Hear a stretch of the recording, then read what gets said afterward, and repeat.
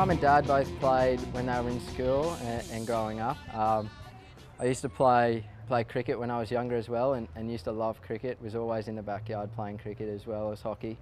And then my sister started playing, and I didn't like to play. I stood on the sideline and whinged and didn't want to play. And then I'm not quite sure how I got into it really. I just started playing, and I remember one of my good friends in year one, I asked to come and play with me, and he played with me in grade one, and which I think was Minkies then, and we grew up together playing, and I think I really started loving it when I gave cricket away and started travelling with hockey. I remember making my first Brisbane team, and we travelled to Rockhampton, my first under-13 Brisbane team, which was different in a way. It was very, I guess, eye-opening, thinking that you could travel away with hockey. And then, yeah, I sort of made my first Queensland team, and I got to travel further away and go to a different state, which I don't think I had been without hockey. So my love kept growing, and I remember growing up at Fairfield Park, where with the grass fields, we used to train on a Thursday night. I remember going down as a young kid and playing around for an hour or so, and then having a sausage sizzle at the end, and then going to play a bit of footy afterwards. And then that was Thursday nights. I remember it used to be really annoying, because then we'd have to get up the next day and go to school, which I didn't like at all, one bit. And then they changed it to Friday nights, and it was a bit better because you got up in the morning and went and played the next day. So I always was excited Saturday mornings. I'd be up nice and early, and socks on, shin pads on, ready to go out the door and go down to wherever it was, whether it be Fairfield, the East grounds where back in the day. And moving on from there, obviously this great facility that East have put together. It's been amazing growing up and having a facility for the juniors now coming through. It's a great area. East is so good with our junior players, and yeah, they're very fortunate to have a great atmosphere here, and I used to love playing here. A grade, there used to be great crowds, and I'm sure there still is, watching the East boys run around. So yeah, very fond memories as a youngster at Fairfield and here as well. I was offered a AIS scholarship and invited to join the AIS in Perth, which is a big privilege to join the elite hockey community over there. Major training facilities, and we're the best train. I was over the moon. I sort of had been within the QAS for a couple of years now, and looking to push my claim for selection into the Australian squad, and yeah, was definitely privileged with the offer of accepting a scholarship and moving over at the start of 2011. So I've taken it with both hands, and yeah, lived there for 2 years now. I don't think I ever thought I would get here. My goal was always to play for Australia. When I was not always, sorry, it was probably when I hit probably 15 or 16, I started realising there was an Australian team, and the Kookaburras as such. Watching them, Athens was pretty big influence, I guess, in my life. Watching that goal go in was pretty special. As a young kid, sort of thinking, that's where I want to be one day. I really want to be at that game and to walk away with a gold medal.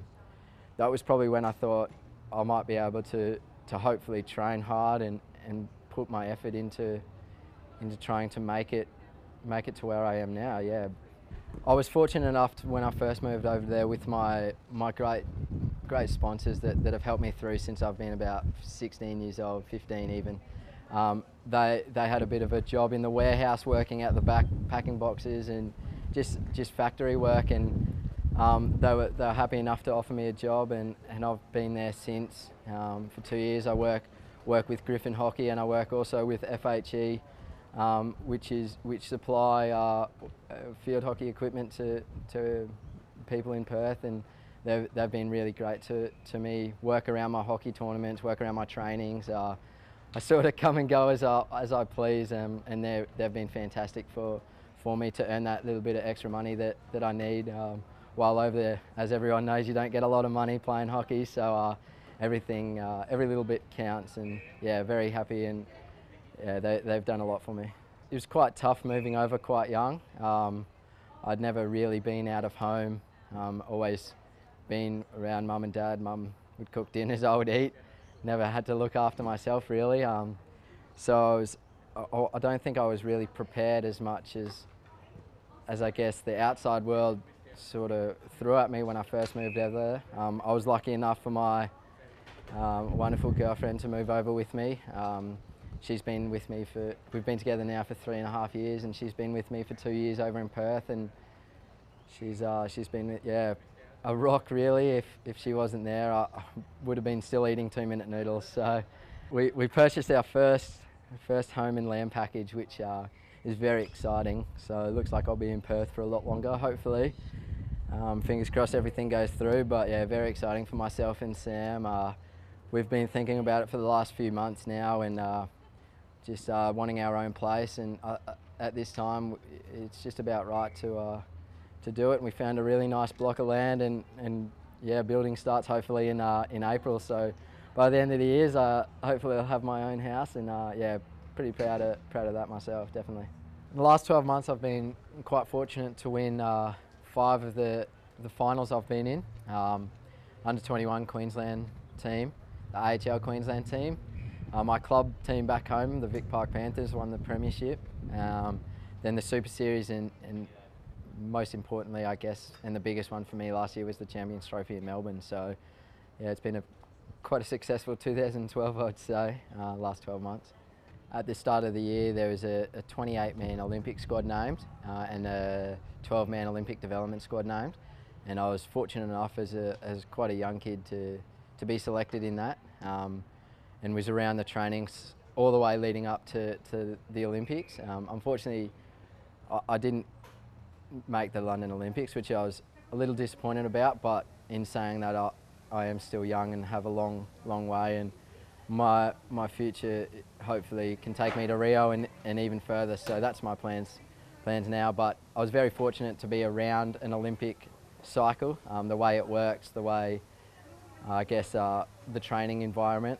I definitely wouldn't call it celebrity, and I don't think it's really, to be honest, sunk in. I feel like I'm just coming back and doing a bit of coaching for some kids, and just helping out the club that I grew up at, really. I don't think I've sort of put myself, obviously I've played a few games now for Australia and hoping to play a lot more, but yeah, I still think of myself as Jake Whetton, the East player or Vic Park player in Perth that goes out and just does his best and tries his hardest every time he's out in the training paddock or in a game. So I don't think sort of playing for Australia as I guess a celebrity, if you want to call it, has sort of sunk in as much. I just, yeah, any opportunity that I can to come back here, I miss the place so much when I'm home, and to see mum and dad and my sister is really good, even if it is just for the weekend. And coming here is really special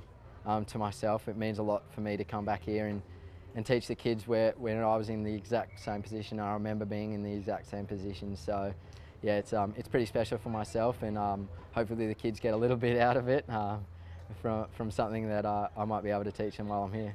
My hair, it sort of came around. We were at a mate's place in Perth, and we were talking, and we saw Ivan Maric, the AFL player, and he sort of had a bit of a hair going. I thought, I reckon I could match that one day. And they said, all right, don't cut it for 12 months, and I let it go, and it sort of caught a bit of a fad. And when I cut it before Champions, people were asking me all these different, why'd you do it, and where's it gone? So I think it might have to come back, and it's starting to get a bit of length on it now, just before the start of the season. So yeah, I think it might be back. It might be a thing for a few more years. The shoes, I don't really know about the shoes. I don't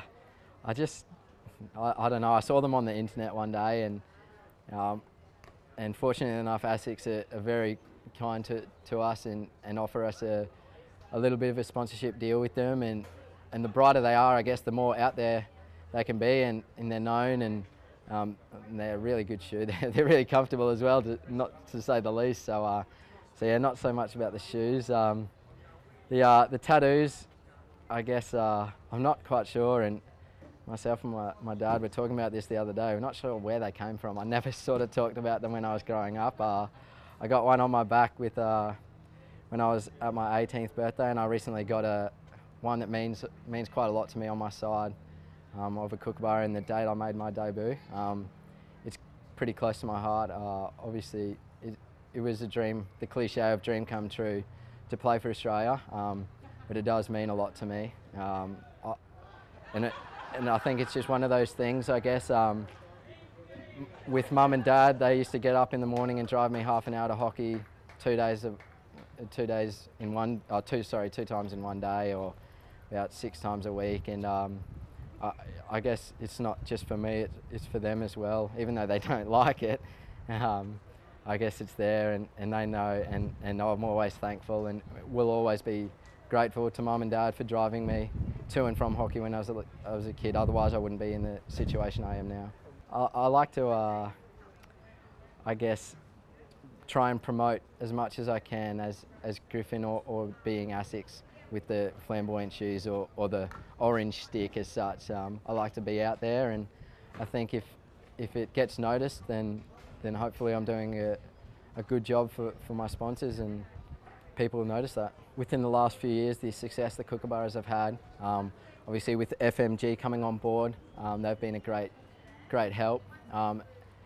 Being a major sponsor, and then personally, ASICS with our shoes and clothing that they provide us. Griffin Hockey, which are my sponsors and have been for the last 6 or 7 years, they provide me with all my equipment, and I can't thank them enough for everything they've done for me over the last few years since I've been in Perth. And then my work status as FHE, again, like I said before, they help me enormously with my training and tournaments. So yeah, I can't thank them enough. So next 12 months, we've got the Aslan Shah coming up within the next couple of weeks. The team gets chosen in February, so back to training on Monday, and in full swing of it. So fingers crossed I can make that team and head over to Malaysia again. And then in June we have the European tour, which is always a fantastic tour, playing the European teams. They're so strong, the Dutch, Germany, Spain. It's a really good tour, shows us where we're at throughout the year. And then at the end of the year we've got the Oceania Cup versus New Zealand, so hopefully, fingers crossed, I can play as many games for Australia as possible, so fingers crossed.